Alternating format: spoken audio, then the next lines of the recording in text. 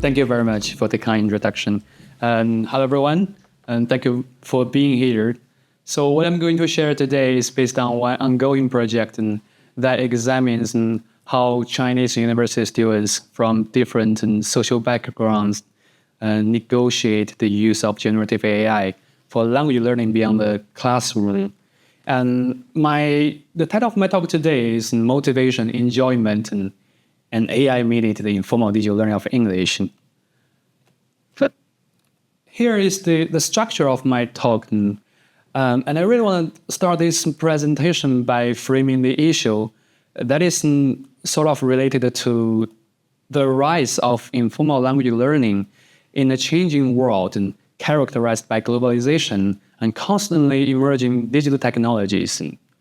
So in a handbook of informal language learning published by Wiley, Mark Dressman and Randall William Seller made the case that in the space of a generation, 25 years, learning a second language has moved from near total dependence on the knowledge and expertise and planning of others to a level of autonomy and opportunity for self-teaching and picking up new languages. And this is unimagined in any other period of human history. So in the field of TESOL, as a specific type of informal language learning, informal digital learning of English, or just IDLE in shorthand, has gained momentum. And it is usually understood as the sort of self-directed and naturalistic and digital learning of English in unstructured and out-of-class learning environments. And IDLE has been recognized as a global learning phenomenon, especially among students with ready access to digital technologies.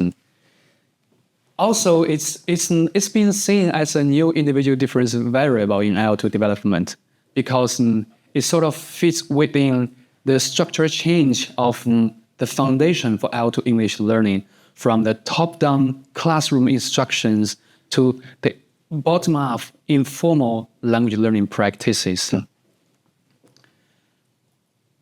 And since late 2022, the release of powerful generative AI tools has really enabled new affordances for human practices and also transformed a view of how informal language learning could happen, especially in the context of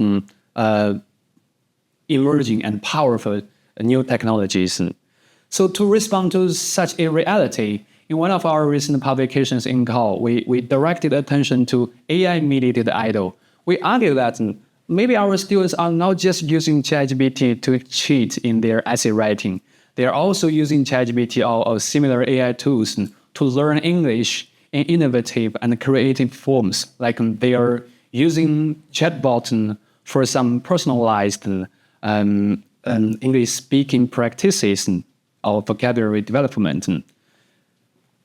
And we see AI-IDLE as the kind of informal English learning activities that L2 English learners undertake by exploring what AI can offer while tapping into its abundant resources that expose them to the target language's diverse genres, styles, and registers.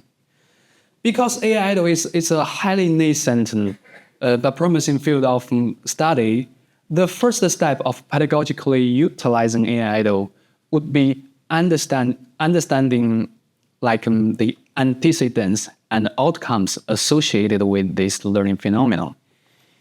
To this end, our investigation looked to the cognitive and affective foundations of second language development as outlined in the Routledge Handbook of Second Language Acquisition and Individual Differences. So, as the handbook editor, Dr. Li Shaofeng and his colleagues highlight, learning at L2 not only involves the negotiation of cognitive and social cultural differences, but also requires the mobilization of one's cognitive motivation and affective resources, like the sense of enjoyment. So the research questions we want to address or we want to ask include, in what ways, if any, does motivation relate to L2 English learners' involvement with AI-IDLE? And in what ways, if any, does enjoyment shape their participation in AI idol?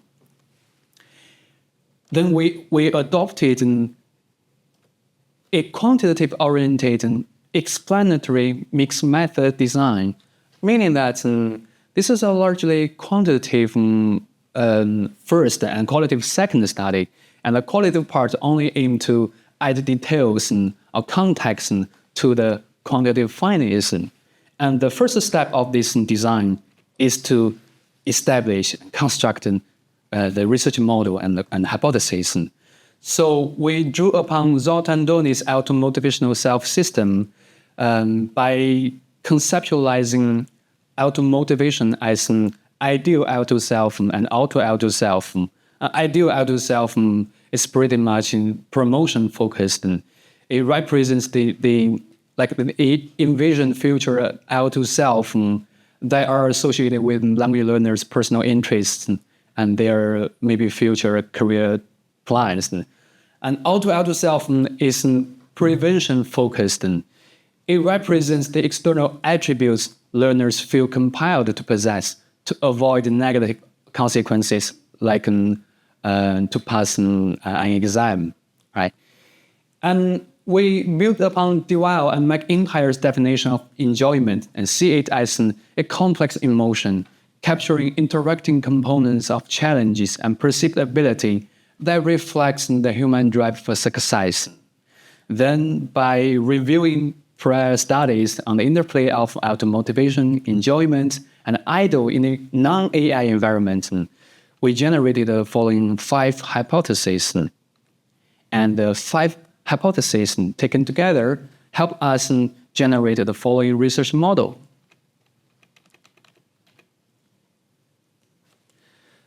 So now let's move on to the context and data part. So the context is it's the Chinese university EFL context, but we did not focus on one single university. We focused on the university EFL context in general, because we collected the questionnaire data from a total of 619 undergraduate students from different parts of China. We also collected interview data from 12 of them. Here you can see we undertook purposive sampling techniques by sending the e-posters to more than 30 public or semi-public discussion groups on different Chinese social media platforms like Redbook, Doufan, Weibo, Zhihu. And the quantitative data was collected using an adapted questionnaire, including the scales of auto-motivation, enjoyment, and AI idle. It was analyzed using a structured question modeling approach in primarily 6 steps.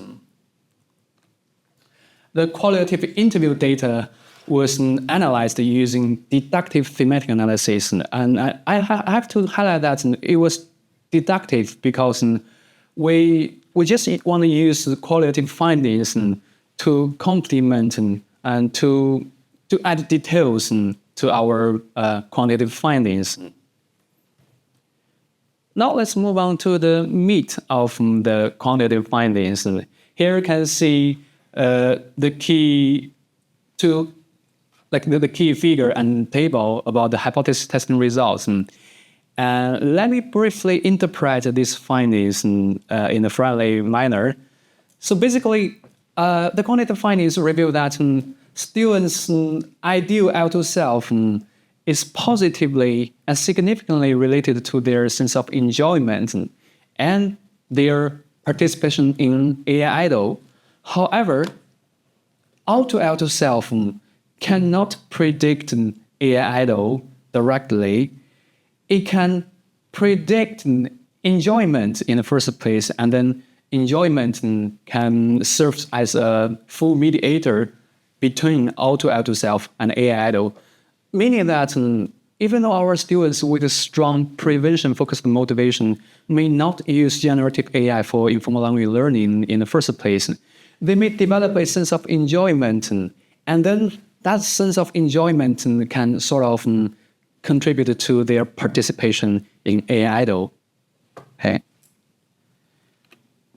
And looking at the R-square, we can see that 68% of change in enjoyment can be explained by the two L2 motivation variables, and 79% of change of AI-DLE can be explained by this model, which is excellent and which adds credit to the explanatory power of this structural model. And the qualitative findings sort of confirm the quantitative findings, but of course provide more details, more interesting findings. And for example, the qualitative data show that both the ideal and auto-ideal selves motivated students to find ways to access generative AI technologies that are officially banned in China or not available in China, especially given that the data was collected in middle 2023. That was a time when some powerful generative AI tools like DeepSeek are still not released in China.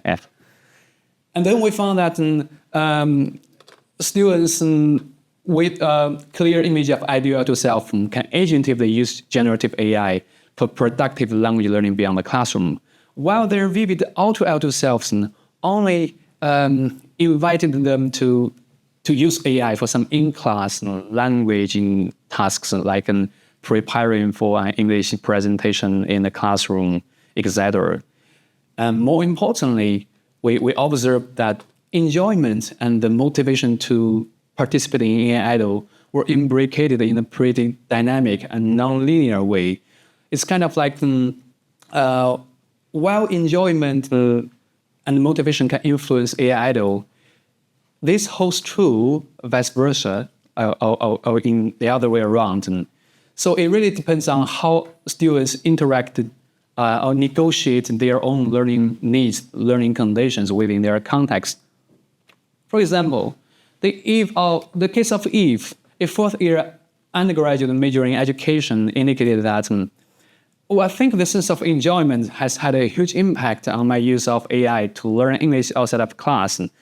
You should know that it's actually not very convenient to use ChatGPT in mainland China because every time you need a VPN to go over the Great Firewall. So I would say I must have enjoyed learning English first. Then I can make AI an effective English learning tool beyond the classroom. And she adds that as I keep discovering how AI is becoming more and more useful in boosting my English skills, my feeling of enjoyment in learning the language keeps growing. It pushes me to dive into the other cool things AI can do and find better ways to make the most out of it. Through this interview excerpt, we can see that for Eve, the sense of enjoyment precedes her AI-DLE practices. She also highlights the importance of context by recognizing the challenge of accessing ChatGPT in China. But as her sense of enjoyment in learning English grows from AI-DLE practices, she was further motivated to use AI to explore new affordances of AI, maybe for language learning purposes, maybe for other social purposes. And through this process, we can see how one's sense of enjoyment, motivation, and AI practices interact with each other in a non-linear way. So regarding takeaways, we have the following major discussions that we want to highlight. The first research question is, in what ways, if any, does motivation relate to English learners' participation in AI-DLE? We found that participants' ideal auto selves served as a main and significant factor that influence their productive usage of AI for language learning outside of classroom.